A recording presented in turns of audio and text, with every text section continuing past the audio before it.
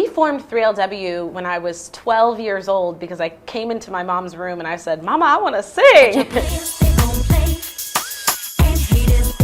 There were some names called, some profanities thrown. She turned around, Keely, and I got out the car and I was just like, I'm going home. This is not what I'm supposed to be doing. I'm getting a little tired of your broken promises, looking at your... But then I hear that not only did I pie her in the face with chicken and mashed potatoes. KIELY, Fizz, J-Book, Raspy at the same damn time? Only one time. That's only a one. We left her on the side of the road. One plate of fast food chicken once flew across a van and rewrote pop history.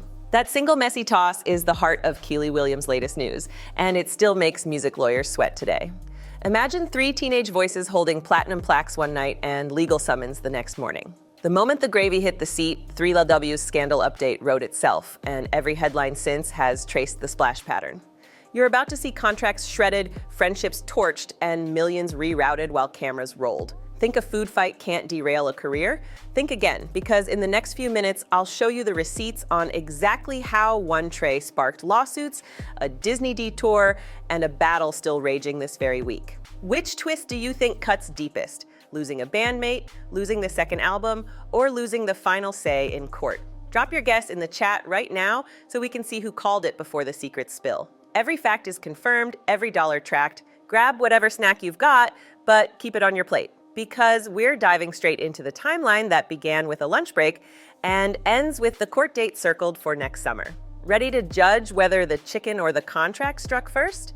KIELY Alexis Williams entered the world on July 9, 1986 in Alexandria, Virginia, and music met her at sunrise every day. Her mother, Jackie, wrote hooks for R&B singer Joe, so demo tapes spun in the kitchen while cereal poured. At 12, KIELY marched into the home office and said, "I want to sing for real." Jackie called big sister Michelle, who was studying music business, and the family turned living room dreams into a business plan.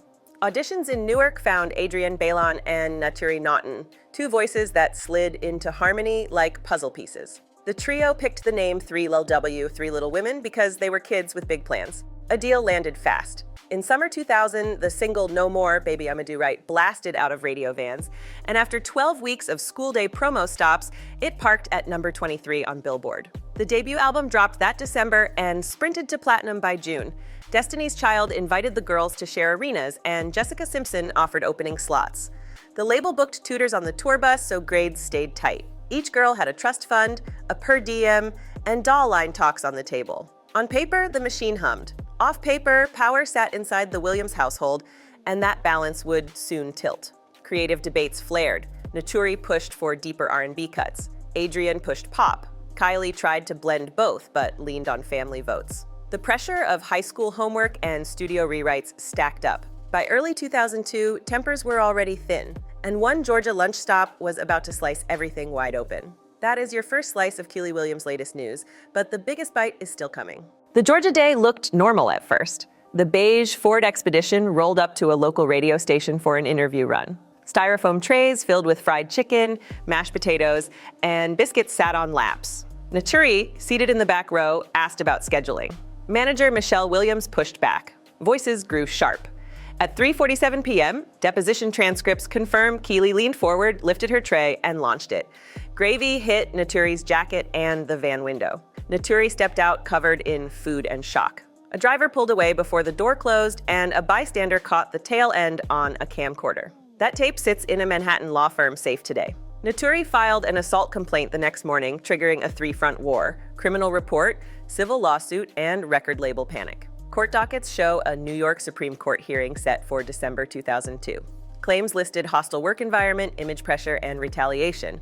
KIELY's family legal team counterfiled within 72 hours. Settlement talks stretched into early 2003 and ended with sealed papers and an undisclosed payout. The fallout froze everything. Masters for the second album, then called Same Game, Different Rules, sat untouched because harmonies sounded thin without 3 voices. Producers tried layering KIELY and Adrienne over themselves, but it missed the sparkle. A replacement hunt launched. 74 hopefuls sang, Jessica Benson won the slot. While auditions dragged on, label accountants shifted budget to safer acts, release dates slid. By December 2003, the album was dead. and the label wrote off the studio bills. Canceling the project tripped a hidden clause tied to film deals. Disney had already pitched a screenplay called The Cheetah Girls, and the offer included soundtrack points. KIELY and Adrienne signed. Filming started January 2003 in Toronto and wrapped in March. The movie premiered that August and pulled 9 million viewers on night one. The option for sequels clicked in automatically. Suddenly, 3LW tour posters looked outdated. KIELY and Adrienne spent 108 days shooting 3 Cheetah movies across 3 years. Each day offset was one less day to salvage the 3LW album. The duo still performed under the old name, but set lists felt hollow with Naturi's leads missing. Meanwhile, rumor blogs chased every move. Fans wanted 3LW's scandal update, and each post stoked fresh heat. Backstage tension flared again when Raven-Symoné joined the Cheetah roster. Call sheets place her dressing room beside KIELY's. Missed cues and eye rolls led Disney execs to schedule a mediator on March 14, 2004. Meeting notes state creative differences resolved, but insiders admit smiles were thin on wrap day. The official story remained polite, yet emails show crew members requested separate shuttles. With each new shoot, commitment to the old trio faded. Contracts proved it. A clause gave Disney promo priority over any other project. That locked 3LW into quiet mode until Cheetah rollouts ended. No full 3LW album progressed after 2004. KIELY still had music in her system, so she launched 9LW's Entertainment in 2008. Quad Studios hosted solo sessions. 2 singles came out, Make Me a Drink and Spectacular. Videos featured LED tunnels, rotating platforms, and 4 backup dancers. Budgets looked strong, but the push was indie size. Digital sales logged 9,200 downloads week 1. Break-even target, 50,000. The album stalled. Piracy hit hard when the Spectacular instrumental leaked, forcing early release plans and eating promo funds. Facing slow sales, KIELY pivoted again. On April 5, 2011, paperwork filed with ASCAP listed her as Director of Creative Development at 9LW's. Her new mission, scout talent, run writing camps, and negotiate splits. This boardroom shift is another slice of KIELY Williams' latest news, proving the career went from center stage to center office. Personal life also evolved. Dating notes place her with Shia LaBeouf in 2003 and singer Tank in 2007. Short flings with J-Boog, Raz B, and Fizz. 2004 schedules. In 2009, she met attorney Brandon Cox at a Dallas charity gala. Flight receipts show a steady, long-distance pattern until a July 4, 2016 engagement during a family cruise. They married December 29, 2016 in Fort Worth. Property deeds list a Cedar Hill home co-owned 6 months after their second daughter arrived in March 2022. Legal threads never snapped. The 2003 settlement carried a non-disclosure window set to expire in 2025. On January 9, 2024, KIELY's lawyers filed to stretch confidentiality another decade. The hearing lands July 7, 2025, and every reporter hungry for 3LW's scandal update is lining up for a seat. Finance files peg KIELY's net worth at $1.5 million.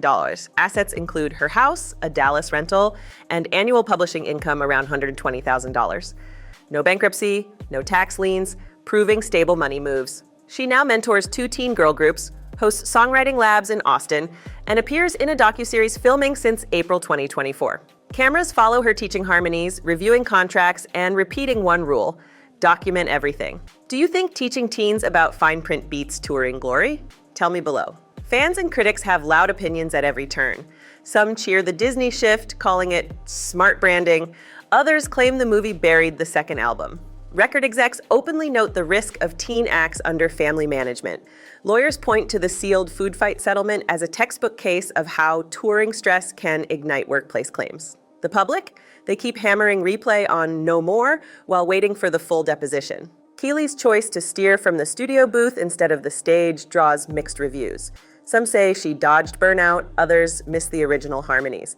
Which side makes more sense to you? Should artists chase spotlights or power positions? Comment with your take, because every stream and share fuels the next phase of KIELY Williams' latest news. Hidden details paint sharper lines. Wardrobe receipts show the trio spent $14,862 on matching denim for one TV taping. A stylist later pried off diamond-shaped studs to clear customs, repurposing the outfits for photo shoots and saving $7,300. Session sheets reveal an unreleased track titled Girl on Fire, where KIELY laid a rap verse at 1:14 a.m. Lightning struck the Miami studio mid-take, wiping half the vocal. Only one Betacam backup lives in a Burbank vault. Disney's library holds an alternate Cinderella mix with KIELY's harmony patching over a missing Raven lead. Her first solo video burned through a $78,000 budget, half of it on a German rotating floor that melted wiring during take 3. Insurance covered repairs, property contracts on her Dallas rental forbid tenants from playing unreleased 3LW material on site, protecting copyright. Labor playlists from her bedside show, she requested 1990s R&B ballads during both daughters' births. Studio Folklore claims the whistle note in Playa's Gone Play was a laugh engineers pitched up. Waveform spikes prove it. Which behind-the-scenes gem shocks you most? Toss your pick in the comments so we can see which detail wins the wow vote. Remember, every tidbit sits in an invoice or tape reel somewhere, locked tight until the next 3LW's scandal update forces fresh eyes on old paper. One lunch break in 2002 still echoes through contracts, careers, and courthouse hallways. A tray of chicken derailed a platinum ladder, rewrote tour budgets, and opened a film door that kept 2 voices shining while 1 voice turned to law. In a few months, a judge will decide if the sealed records stay closed or flood the public. That ruling could rewrite how future teen groups handle conflict clauses forever. Here's where you jump in. First, smash that like button if you learned one thing tonight. Numbers matter, emotions cost. Second, tell me which contract clause you'd demand before joining any group. Third, share this video with the friend who still sings 3LW's at karaoke so they get the full story behind the chorus. Hit subscribe now because when the July ruling drops, I'll break it down first with another dose of KIELY Williams' latest news and, yes, 3LW's scandal update straight from the docket. Your comments could shape the next discussion, so let's keep this archive growing together.